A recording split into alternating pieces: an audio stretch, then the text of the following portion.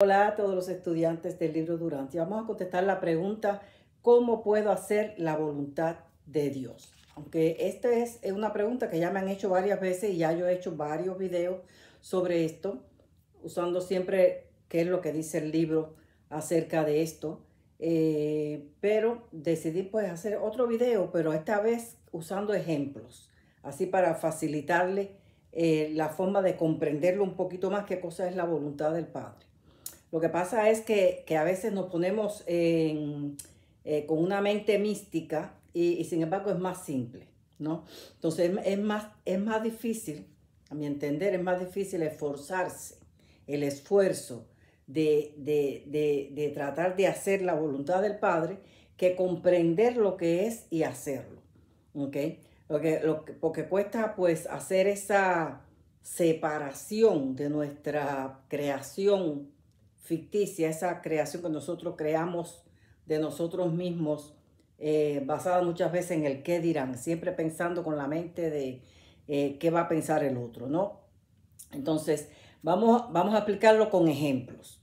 El Padre Nuestro reza al final que dice, no nos dejes caer en tentación y líbranos del mal. Pues bien, la tentación es cualquier cosa que sea, cualquier forma que sea de no hacer la voluntad del Padre. Esa es la tentación, cualquier atracción para satisfacernos nosotros egoístamente y no precisamente hacer la voluntad del Padre. Y la parte de líbranos del mal, entonces es cuando uno va a proceder a no hacer eso que nos están brindando en la tentación, sino a hacer lo correcto, que sería la voluntad del Padre. Por ejemplo, yo estoy en un grupo, estamos conversando y de buena primera empiezan a hablar de alguien que, bueno, que uno conoce y que lógicamente pues no está presente, ¿no? Hay dos posibles formas de uno reaccionar ante esta situación. Una es pues haciéndole frente, tomando tu posición positiva y defensora de la persona que se está criticando. Uno puede decir, bueno, cada cual es libre de ser lo que desea hacer o es su decisión y hay que respetársela o no somos nadie para juzgarlo o juzgarla. O tal vez quizás ir más allá y hablar un poquito de comprensión, ¿no? Y quizás decir, bueno, quizás no ha tenido un buen día o quizás tiene algún problema personal o quizás ha sufrido mucho en la vida, quién sabe qué tragedia ha tenido en el pasado, etcétera, etcétera, etcétera. En este caso, donde uno toma la posición de defender al criticado, pues quizás vas a caer mal, quizás hasta puedas perder amistades. Y ese es el precio que se paga por estar uno defendiendo la verdad, ¿no? El otro modo de proceder, pues, es el de no tomar parte, ni a favor ni en contra.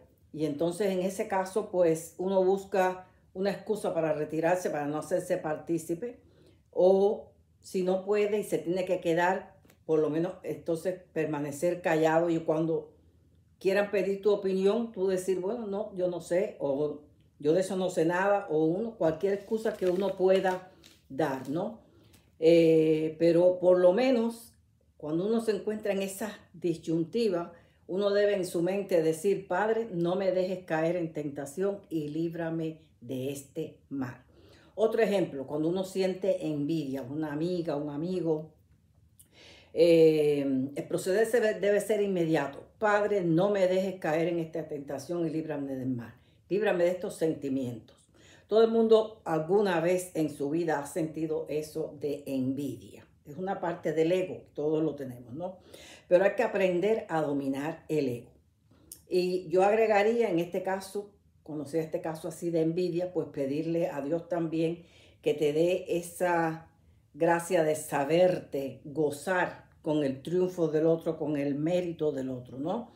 Y créeme que hay más fuerza, más valor o más fuerza en lo que deseas que en lo que desea de hacer la voluntad del Padre, que en lo que el ego te esté diciendo. Otro ejemplo, encuentras pues algo de valor que está en descuido y tienes la tentación de llevártelo, digamos dinero, ¿no? Tienes la tentación de llevártelo, quizás estás en necesidad de dinero y lo ves ahí y te lo quieres llevar. Bueno, pues de nuevo es la misma fórmula, es que es la misma fórmula para cualquier tentación y cualquier tentación no es la voluntad del Padre, ¿ok? Entonces, tiene que decir, Padre, no me dejes caer en tentación y líbranos del mal. El esfuerzo siempre, el esfuerzo que uno hace por hacer, hacer lo correcto, que es la voluntad del Padre, ese esfuerzo que uno hace es el autodominio que uno tiene que tener para no obedecer la tentación, para no obedecer el ego, ¿no? Ese esfuerzo es la voluntad del Padre.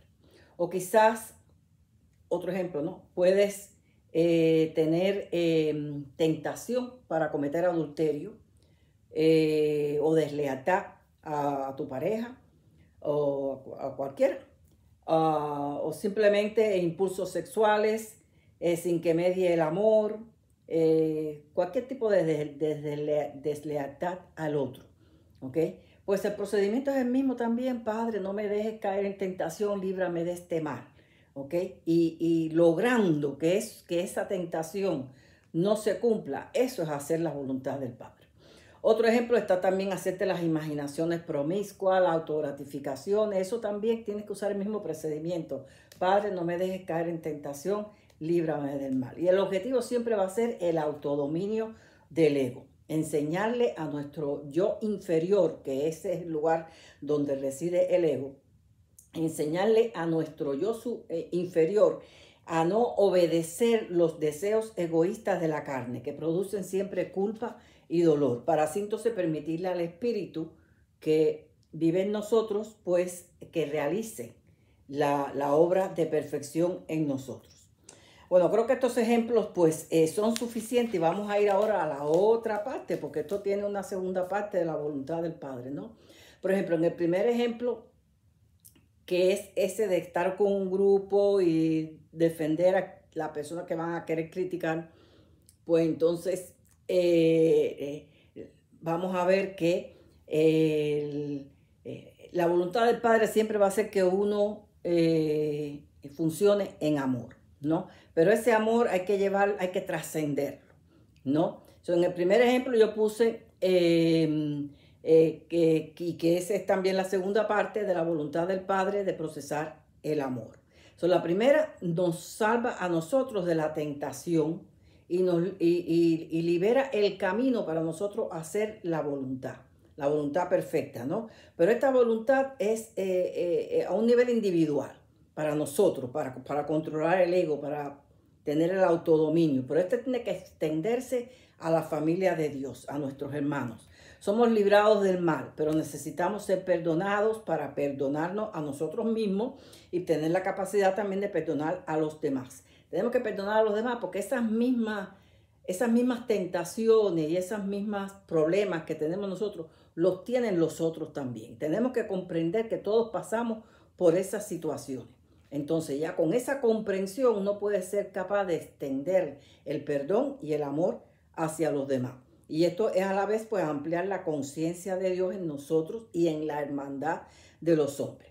Les había dicho en el ejemplo cuando estuviste tentado a participar en la crítica, en el juicio a alguien, donde tu posición correcta sería que todos comprendan que mediante el pensamiento reflexivo que quizás esa persona esté pasando por algún conflicto, algún problema personal, algún día malo que todos tenemos, pues entonces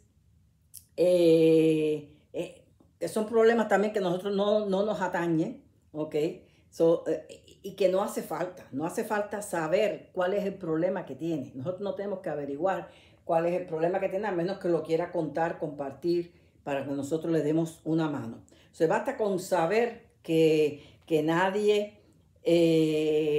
reacciona de X manera o tiene X comportamiento sin que no medie detrás de esa situación una razón o aunque sea quizás es alguien que se está ahogando en un vaso de agua y es una razón descabellada, ¿no? Pero de cualquier forma que sea, uno tiene que comprender, ¿ok? Entonces, comprender es el primer paso del perdón. No basta con pensar que tuvo un pasado infeliz o un día malo. Después de comprender, entonces uno, después de comprender que pueden existir varias razones, las cuales no tenemos que averiguar cuáles son, y que quizás si nosotros no somos capaces de enfrentarlo en una forma amorosa para ayudarlo, por lo menos lo menos que uno puede hacer es comprender, ¿ok? Y perdonar en caso de que esa reacción que haya tenido nos haya afectado a nosotros, o aunque esa reacción quizás afecte a las personas que lo rodean, a él nada más, a su familia o a alguien más, también tenemos que perdonarlo. Y perdonándolo, Dios va a estar haciendo un trabajo con él, porque nosotros, el perdón que nosotros le damos lo alcanza a él, y Dios lo sabe, y Dios también lo perdona cuando nosotros lo perdonamos y nos perdona a nosotros. Que es como un web, que tú perdonas, él te perdona, el otro te perdona, y es como una cosa colectiva, ¿no? Perdono porque ese problema, que no sé cuál es, lo hace percibir así y no reaccionar correctamente, y pedir entonces al Padre que lo ayude. Y es por medio de proyectar el amor y el perdón que somos también nosotros perdonados. Muchas veces lo que criticamos es porque quizás lo hemos visto primero en nosotros. Así que tenemos que perdonarnos y perdonar, ¿ok? Y el amor, como dice la Biblia, el amor cubre multitud de faltas. ¿Okay? Entonces, al perdonar somos automáticamente perdonados. Cuanto más amamos y perdonamos, más olvidamos nuestras faltas, a la vez que el perdón alcanza también al colectivo, en el sentido de que se multiplica la cantidad de perdonados. Todos en algún punto de la vida hemos tenido pues experiencias que son desagradables y que vienen a nuestra memoria cada rato, experiencias en que hemos reaccionado de una forma estúpida. Y cada vez que lo recordamos, pues sentimos un sabor amargo y pensamos, si tan solo lo hubiera reaccionado de esta otra manera. Bueno, tanto la reacción estúpida que tuvimos como la reacción genial que pensamos que pudimos haber usado, ambas son inexistentes, tanto para nosotros como para Dios. En ese momento que ocurrió fue existente, sí existió en ese momento, pero su existencia duró un instante, ¿ok? Aun cuando el recuerdo nosotros lo hayamos querido mantener para atormentarnos, ¿no? Pero el minuto después que ocurrió dejó de existir. Aunque nunca existió para Dios nunca existió. Las únicas creaciones que existen para Dios son las que nosotros hacemos en coordinación con el Espíritu y que son colocadas en los valores de posición. Esas son las únicas las únicas creaciones que Dios, que existen para Dios. Esas son las únicas que representan la voluntad perfecta del Padre. ¿Para qué perder entonces el tiempo cargando con culpa sobre experiencias que ya no existen? Entonces transformemos ahora esa parte del Padre Nuestro que decimos, Padre, no nos deje caer en tentación y líbranos del mal. Vamos a decirlo de otra forma. No nos deje caer en nuestras propias creaciones ficticias y líbranos de culpa. No me dejes sentir inseguridades. Líbrame de los malos sentimientos. Porque todas esas cosas que nosotros creemos a veces hasta de nosotros mismos. A veces sentimos una culpa inmensa por cosas y en realidad si son cosas que ya pasaron, que no fueron creaciones hechas con el Espíritu, son cosas que ya pasaron, son cosas que nosotros mismos hicimos estúpidamente, pues eso ya no existe. Entonces, ¿para qué machacarnos con todo eso? Me perdono por todas las estupideces y si se quiere también un tanto animal de mi infancia, de mi adolescencia y aún de mi vida adulta, porque a veces venimos adultos, no somos perfectos y seguimos cometiendo errores. Entonces me perdono y me hago consciente de mantener mi mente en salud divina para contar entonces con el Espíritu que sea que nos ayude, ¿ok? Para que nosotros no estemos cayendo constantemente en estupideces egoicas, ¿no? Dice, perdono las estupideces de todos mis hermanos también, porque de la misma forma nosotros cometemos errores y estupideces, los otros también, y entonces nadie es perfecto, nadie es perfecto. Al fin que yo no conozco el mundo de nadie y nadie conoce el mundo mío. O sea, son cosas privadas, personales, que a nosotros no nos atañen. Entonces, ¿para qué vamos a estar pensando en eso, no? No cargo con la culpa de ellos, ni la mía tampoco, ¿ok? Perdono al mundo entero para que pueda liberarse de la culpa y seguir a su espíritu. Nosotros tenemos que también no ser tan egoístas y orar por nosotros mismos y el grupito de la familia. No, vamos a orar por el planeta entero, la hermandad, todos los hijos potenciales de Dios. Entonces, de esta estupidez que yo cometo y que cometen todos, porque todos cometemos estupidez en algún momento en la vida, de esta estupidez aprendí a ser leal, o de esta estupidez aprendí a humildad, o de esta estupidez aprendí a ser yo misma, a ser genuina, o aprendí a ser más amorosa, o aprendí a ser más comprensiva, aprendí a ser más altruista, o al menos aprendí a no volver a hacerlo, que es lo mínimo que podemos aprender, no volver a hacerlo, ¿ok? Y esas son las transformaciones que el Espíritu hace en mí, en ti y en todos, y eso es hacer la voluntad del Padre. Así que valió la pena el error, nos llevó a su voluntad. Y tan solo por eso y porque me acercó más a Dios todas esas cosas, pues entonces sigo perfeccionándome en el amor de Dios y al mismo tiempo amando a todos los demás para que también ellos puedan seguir perfeccionándose. Así que bueno, hasta aquí esta pregunta, los espero en el próximo video.